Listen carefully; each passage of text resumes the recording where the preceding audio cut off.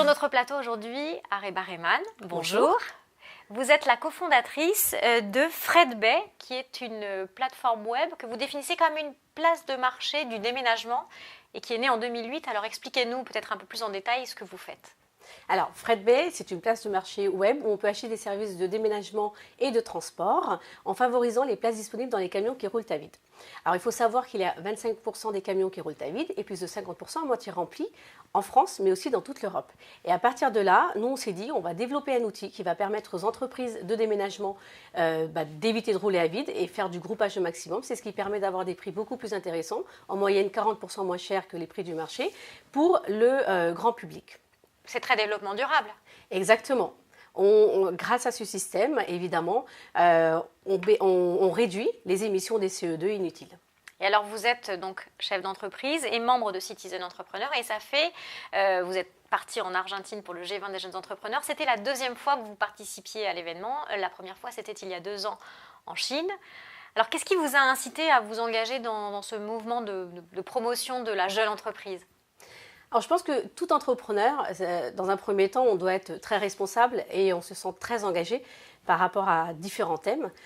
Donc, par exemple, la Chine, moi, ça m'a énormément interpellée quand j'ai entendu que le thème était la fiscalité. Un entrepreneur est quotidiennement concerné par ce thème-là. L'Argentine, il y a eu d'autres thèmes qui sont venus se greffer. Donc, par exemple, l'éducation et encore une fois la fiscalité, mais toujours avec d'autres demandes qui vont venir compléter la précédente. Donc, je parlais d'éducation qui est un sujet qui me tient à cœur. Oui, parce que vous avez une particularité, Areba Rehman, c'est que vous avez été enseignante dans l'éducation nationale, vous enseignez l'anglais avant d'entreprendre une carrière de chef d'entreprise. C'est exact. C'était un sacré saut. C'est un grand saut qui n'a pas toujours été compris aussi bien par mes proches, par mes amis, mais surtout par mes collègues enseignants qui se sont dit mais comment ça se fait que quelqu'un qui est fonctionnaire, qui a un avenir déjà presque complètement tracé, peut partir de l'autre côté, c'est-à-dire une personne entre guillemets capitalistique, puisque c'est un peu malheureusement comme ça que sont vus les entrepreneurs du côté de l'enseignement général. C'est comme si vous aviez un peu trahi votre camp ? Peut-être un petit peu, puisque aujourd'hui, je n'ai pas beaucoup de contacts, malheureusement, dans le secteur. Il y en a encore beaucoup qui me soutiennent, mais pas assez.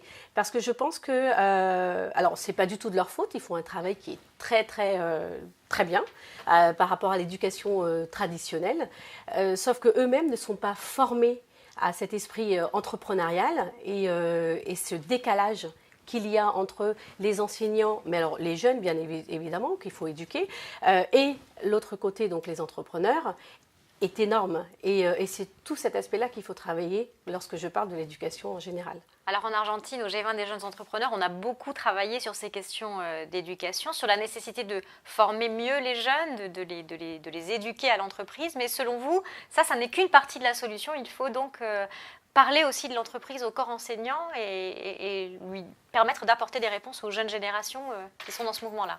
Absolument. Alors, il y a déjà une association qui le fait très bien avec 100 000 entrepreneurs, dont moi-même je suis membre. Ça veut dire qu'on va intervenir dans des établissements scolaires pour parler de la vie de l'entreprise, de l'entrepreneur en général, comment on le vit au quotidien, pour en parler aux jeunes étudiants, mais aussi en parler aux enseignants. Donc, les mentalités changent. Moi, je parle de personnes capitalistiques il y a 12 ans.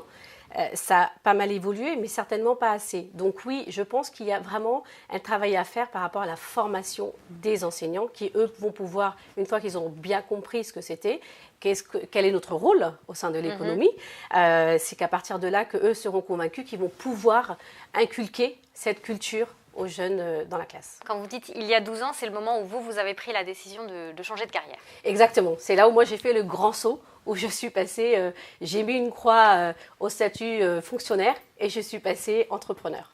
Alors le 26 novembre prochain aura lieu la conférence des jeunes entrepreneurs de France à Bercy, en présence du ministre de l'Éducation, Jean-Michel Blanquer, de la ministre responsable de la formation, Muriel Pénicaud, de Bruno Le Maire, le ministre de l'Économie. Il y aura donc ce thème sur la table, quelle éducation pour conquérir le monde ? Vous, quel est le message principal que vous voudriez faire passer à cette occasion ? Vous serez présente ce jour-là.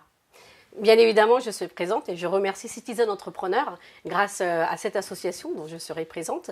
Le message, pour moi, le message principal, c'est vraiment de pouvoir former les talents d'aujourd'hui aux compétences du futur, de demain que l'entreprise a besoin. Merci beaucoup, Areba Rehman. Merci à vous, avec plaisir.